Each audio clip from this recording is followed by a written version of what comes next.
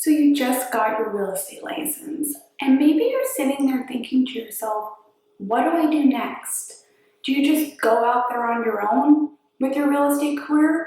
Does the thought of going out there on your own completely make you panic? Going in on your new real estate business alone isn't your only option. You can work with a real estate agent who's maybe been in the business for longer than you have, or you consider joining a real estate team.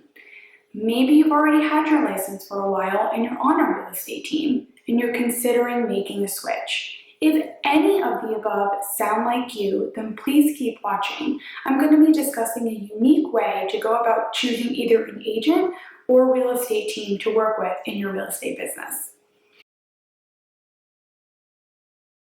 How you go about finding an agent or a team to work with is important. Did you ever hear someone say there's strength in numbers? Well, that's true, especially in real estate. In real estate, numbers are technically an agent or team's leverage. Leverage is what's going to help support you when you're just getting started. Before you can find out what agent or team you want to work with, you need to specifically figure out what area you're interested in working in.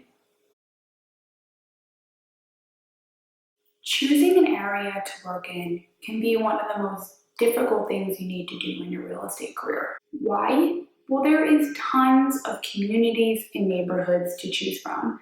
I'm sure you pass a bunch of neighborhoods just on a short drive to the supermarket.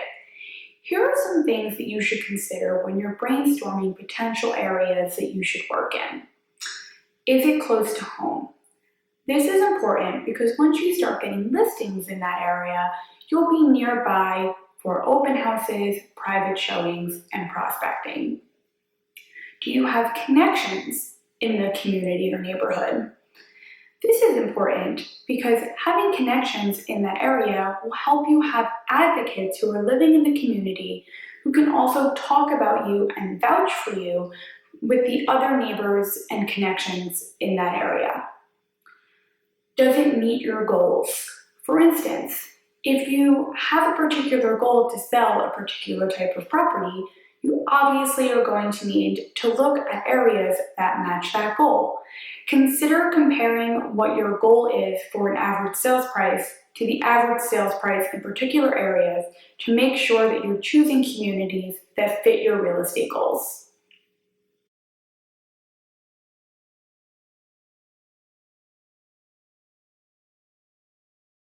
Now finally, the moment we've all been waiting for.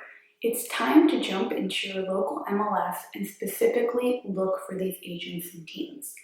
Now that you've brainstormed some areas, take some time to map out those areas in the MLS and pull all the properties that have sold in those areas for at least the past year or 365 days. Start looking through and looking at what agents are specifically selling the most of those listings. Start a running list and start taking a tally of the names that you see most frequently. These are going to be the agents that have the most leverage in those areas, and you're going to want to consider potentially working with them if it's an area that you're interested in. Here are some other metrics that you should consider about these agents. What's their average sales price? What's their average days on market? What's their average percent of list price? Why is this important? Well, if you're looking to work in a luxury market, you're going to want to work with an agent who is currently working in a luxury market. Average sales price will help you determine that this agent will help you meet your goals. Chances are, if you want to sell million-dollar properties, you might not be able to learn how to function in that market if the agent you are considering has an average sales price of $500K.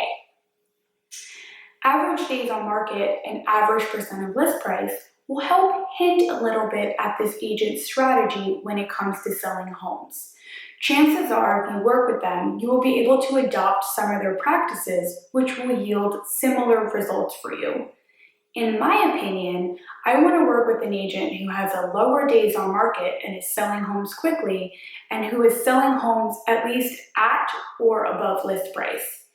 Take some time to do this and create your list and research those different metrics about those specific agents who are appearing most frequently.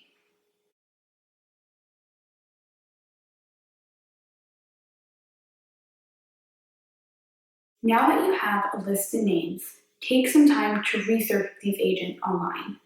Researching them online will help you determine if they're a solo agent, if they have a team, or if they're a part of a real estate team.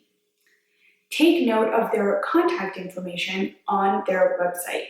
You're going to want to use this information to reach out to them. Also, use some of the information that you researched about them on the MLS to show them that you did your research and to also show them why you're interested in working with them and why you're specifically reaching out. You're also going to want to interview maybe a few agents or a few real estate teams. This is important because you want to see what they can offer you in terms of marketing materials, support, etc. Thank you so much for taking the time to watch this video. I hope it will be extremely helpful to you if you are looking to find an agent or a real estate team to work with. Now, all I want you to do is potentially share this video with someone else who can benefit from it. If you have any questions or if you need further instruction, I'd be happy to help you. Feel free to connect with me on any or all of my social media channels, which include Facebook, Instagram, Pinterest, and YouTube. I will do my best to help you so you can choose a real estate agent or team to work with. Thank you so much for watching, and I hope that I will see you back here to watch more videos in the future.